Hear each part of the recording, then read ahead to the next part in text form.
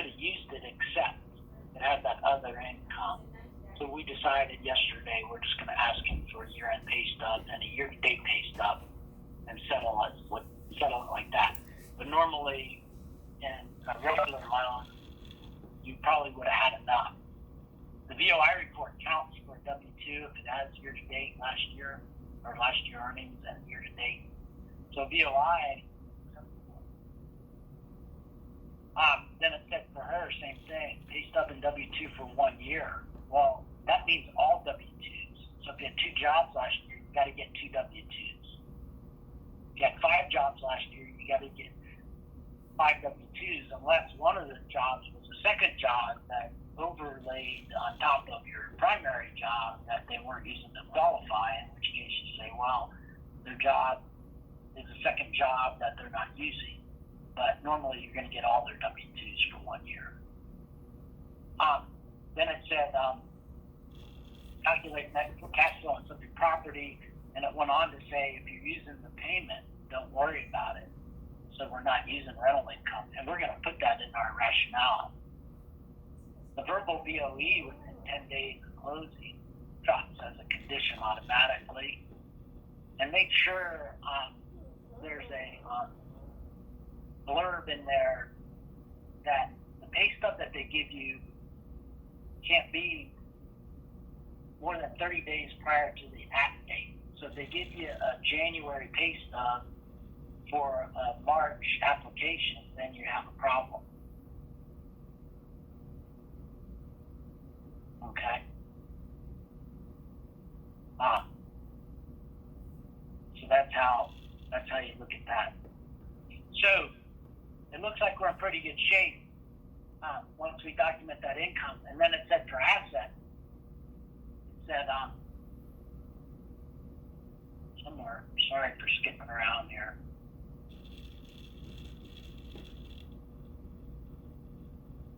I don't know why this comes up.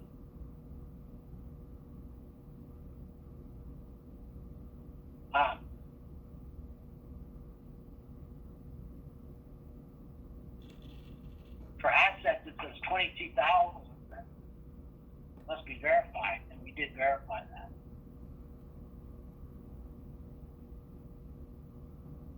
And then here it said, refer to the selling guide for evaluating unsourced large deposits. Now that's the same thing as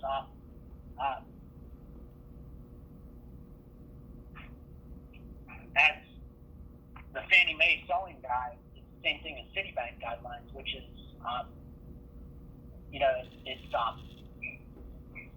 it's a large deposit. You either source it or you don't. And so we've already looked at that. An appraisal is required on a Form 1025. We're not going to satisfy that. Net cash flow is 0, therefore it's inaccurate.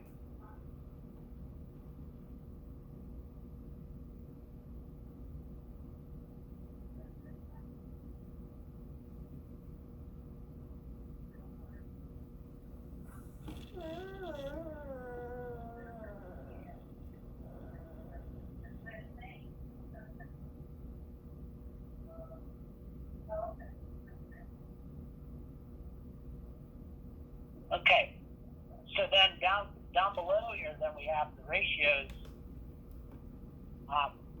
This is the special feature codes where we've done all our coding. Hopefully, coding is one of the hard parts about the system, as well as conditions that you just got to get in a routine and have a cheat sheet and a help sheet and all that to make sure you get all your coding done. The credit report number, it's going to tell you, and then it's going to tell you at the bottom here what it used for income, and then it's also going to repeat all the numbers. So this is really important. If these numbers are different than your numbers, then you got a problem, right? So you make sure that you have all of these numbers are the same as what's in our system. The 26 and 4144. Now these rounding numbers, the fourth digit here, the 41.44, I wouldn't worry too much about that being exact, because sometimes 2240, I think that's what we said our other debts were, and I don't know, you guys can raise your hand if anybody added them up on their calculator, because I didn't do that, because they have a lot of debt. But that's something normally, especially while you're in audit process and thereafter, a borrower like this, you don't want to have any missing items. You do not want this loan to be a repurchase from Fannie Mae, because Fannie Mae and Freddie Mac, they don't have any tolerance except the loan. That if they had an extra $500 in debt, or even an extra $400 in debt, we can lose our reps and warrants, based on the tolerance levels that they allow, on and on and on. Enough said that, if anybody did this on their calculator, just raise your hand and say, yeah, 2240 is the magic number. Because before I send out the letter in a little bit, I'm probably going to get back and do that myself, just to make sure there's no holes in this. And that's all they're revolving in from the debt. Then it said cash back is $85,000 on top of their assets that they have in the bank. So you never use cash back as reserves. So if it said verify $22,000, that's 6 months PITI reserves, you would never use the cash they're getting back to satisfy that requirement. You always have to have separate money in the bank. Okay? So then what it's telling you down below here is there's some collateral items that need to be addressed. You're responsible for the appraisal, so it's kind of stuff that our CRM department mostly takes care of.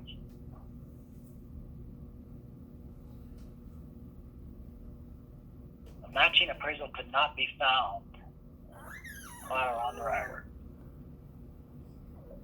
So there was no automated collateral underwriting. It's just the good part about what Citi does is their collateral review management department is staffed with licensed appraisers.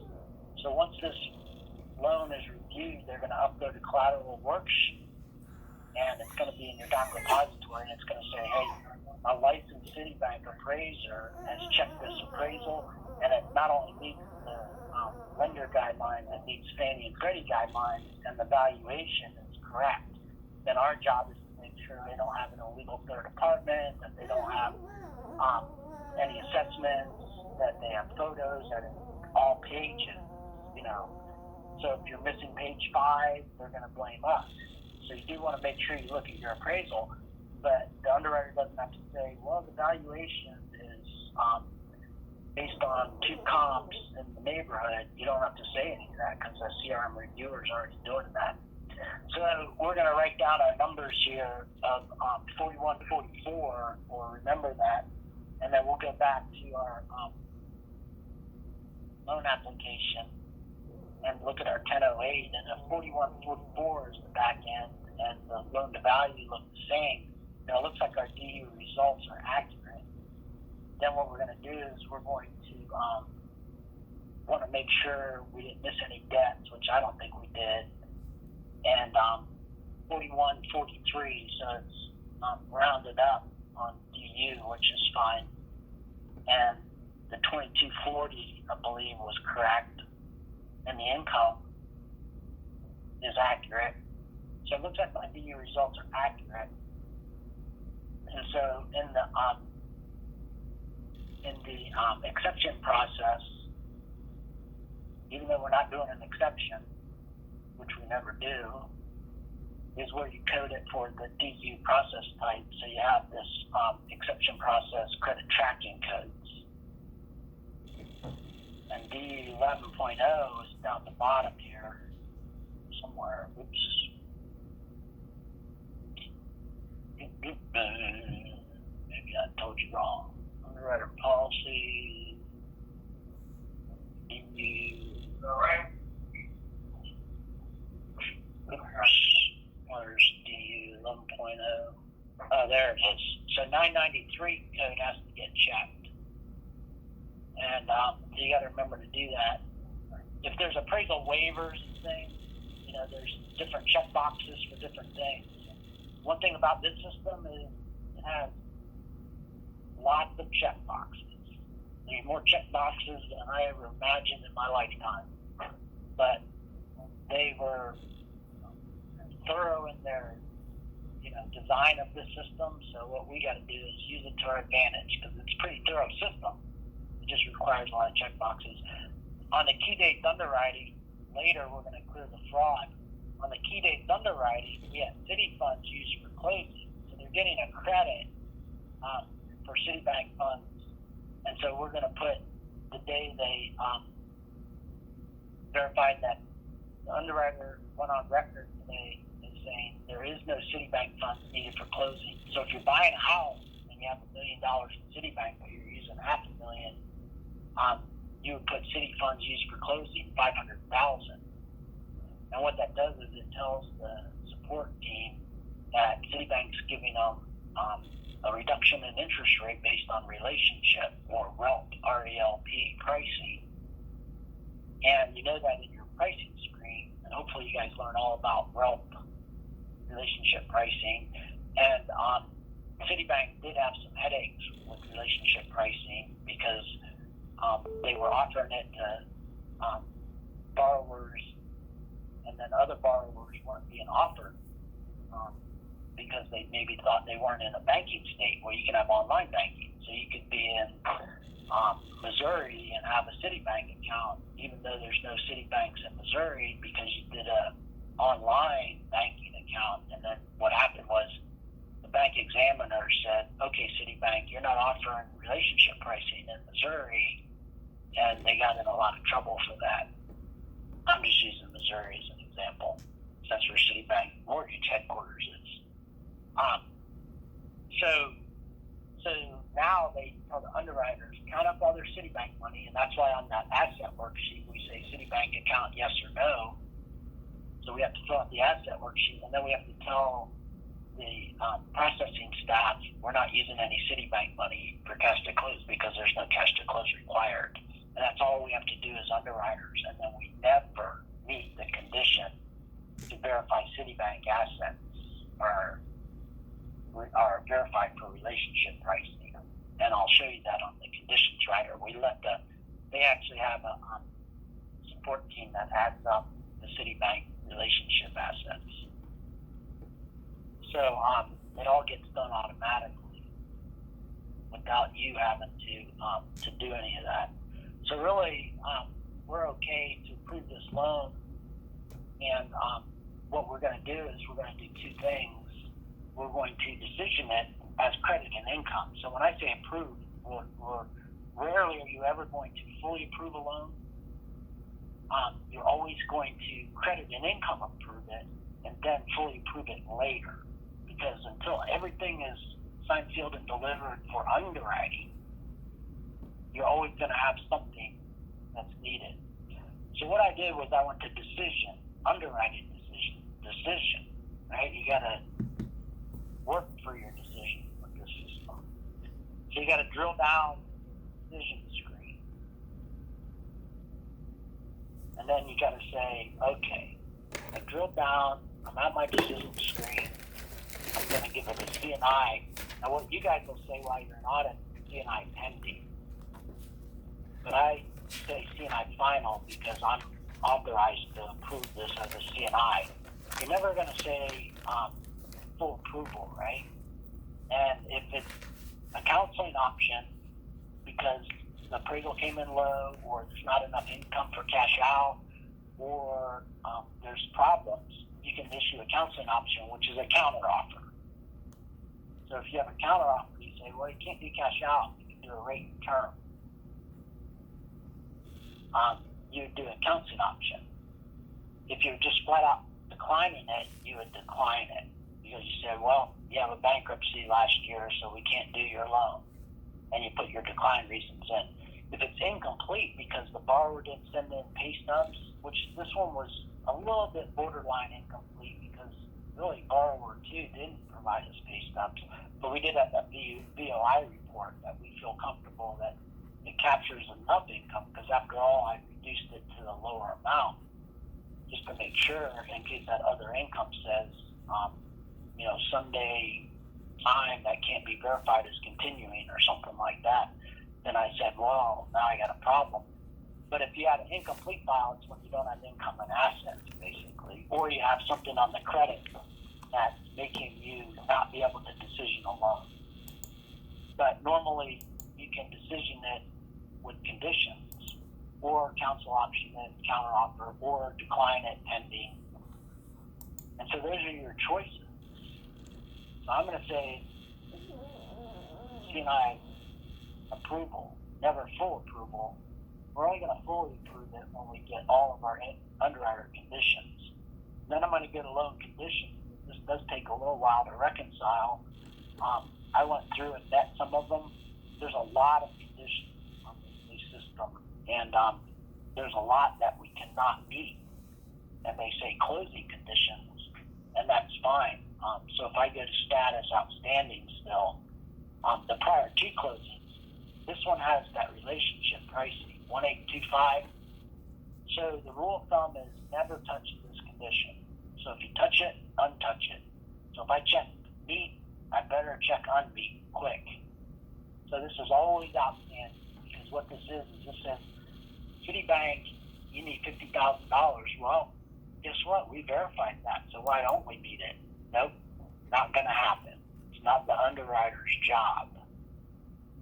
So don't meet this condition for Citibank relationship assets. We did our part of the bargain, which is we said there's 0 Citibank assets needed for closing. We verified our $80,000 for our reserves for our underwriting purposes. We can talk to it in our rationale if we want to, but we can never meet this condition. The automated drafting from your checking account has to be done to get the relationship pricing too. So in other words, you have to have the easy pay, we used to call it, for your mortgage payment. So between the 1st and 15th of the month or whenever they allow you, they automatically draft the mortgage payment from your checking account. Never meet that condition. The verbal BOE within 10 days of closing is like a duplicate condition, but I've been letting the processing staff, because the underwriters don't do the verbal BOE, and even if it's in the file, you don't know when it's going to close. So the verbal BOE, just let it go. Don't meet it. Submit it to DU. This is a closing category if things change, so just let that one go too. The payoff has to be get through the current month. So this is a sticky point with the city risk folks. They're saying, why aren't you verifying your mortgage is paid through the current month, underwriters? Because it's a COVID-19 action memo. So if you look in your COVID-19 guidelines, it says, even though the credit report says you're paid through April, we've got to close it in July, so therefore we need it paid through at least your June 1st payment. So just let it go. Let the closers do that. Now, your risk managers may talk to you guys about adding a separate condition, because we've seen some underwriters say, verify B of A, and because after all, they got 2 mortgages. Verify B of A and what do you call it? Quicken are paid through month of closing. But I think those are redundant myself, because this next condition says proof of payoff. All liens on the property must be paid in full, so that's good. That just says they got to be closed. Proof of payoff of the following. This we have to edit. Let's see if I can edit this. So we got to pay Quicken loans and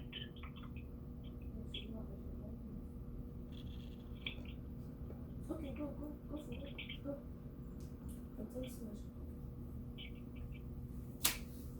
and I got to put the account number.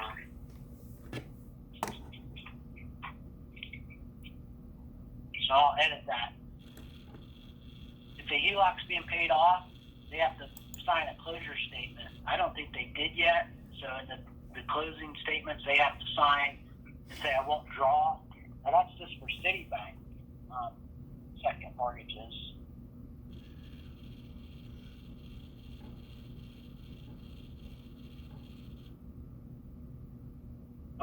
then it's a B of A second, but we've been letting that condition.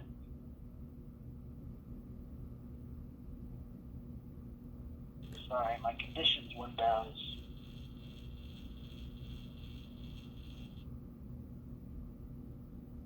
Also giving me trouble. Everything gives me trouble.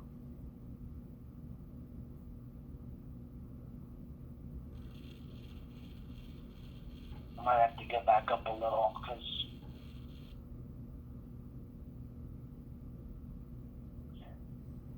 the bottom line is all these outstanding conditions aren't necessarily underwriter conditions that we're going to take care of because a lot of them are closing conditions.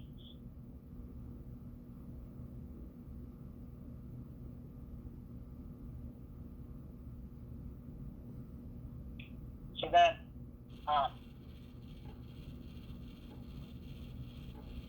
condition window not user friendly to me yet because I haven't figured out how to make it my window because it's just giving me it's just clunky to me. But I'm sure other people say, "Oh, you're not doing it right."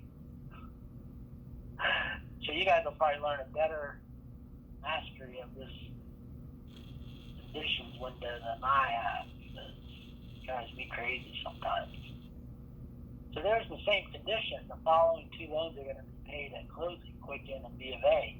So there's redundant conditions, and part of it is because the Decision Select, which is Citibank's version of DU, actually populates some conditions. They have what they call Citibank pre-select conditions that happen on every loan, and then they have DU conditions that populate. So you have three automated computers talking to each other, adding conditions, but they don't talk to each other. So they all three just drop their own version. So like verbal VOE is in there twice or three times. Well, that's because the three different systems aren't smart enough to talk to each other and say, "You got a verbal VOE? Okay, I won't add mine." So nobody ever figured that out yet on how to make the three computers talk to each other. The appraisals I'm not going to meet yet because I'm going to wait for the CRM review to get done. And then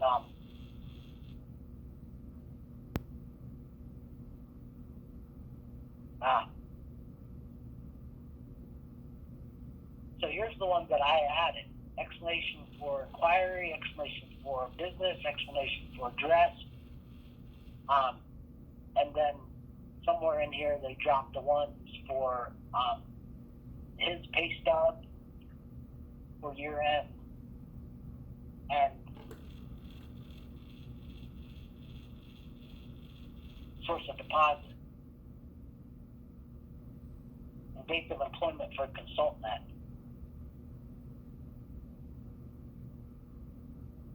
The Patriot Act I satisfied because I used the credit report. The date of birth and the address for their main address didn't have any alerts that said they don't live there, and so I'm using the credit report to verify their name and address and date of birth. It's not in a disaster list. Anybody check the disaster list?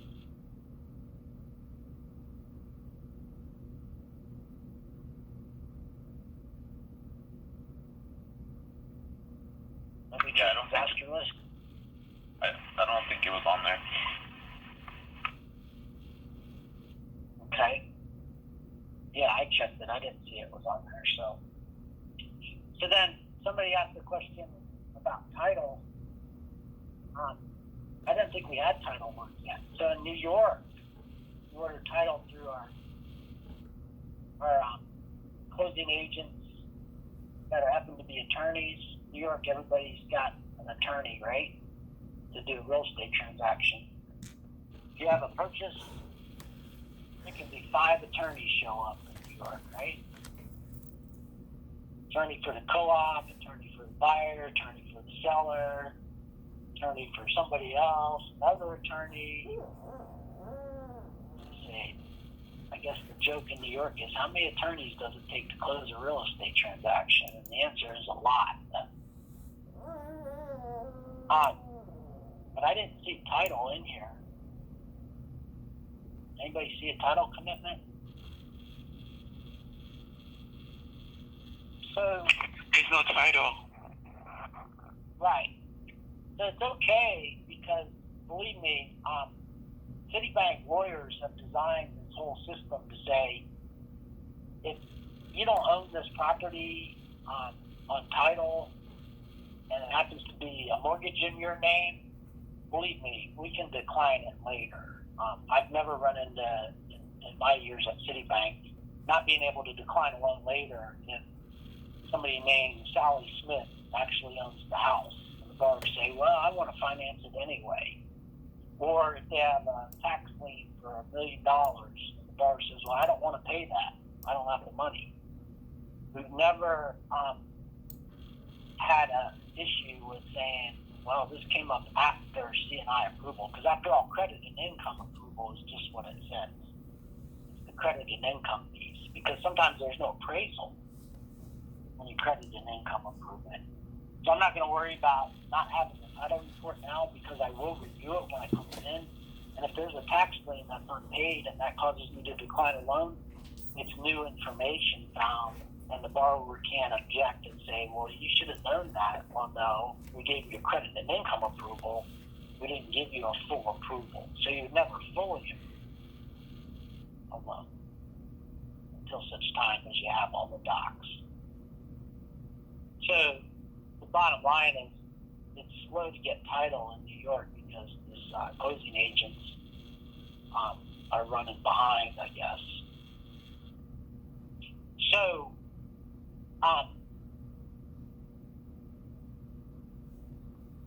when we issue our approval, all we're going to do is send out the C&I letter. System kind of froze up on me here, it looks like. So why don't we do this? Why don't we reconvene? And what I'll do is I'll prepare my C&I letter. I'll sign back in. And then why don't we reconvene at like 1 o'clock? What is the schedule today?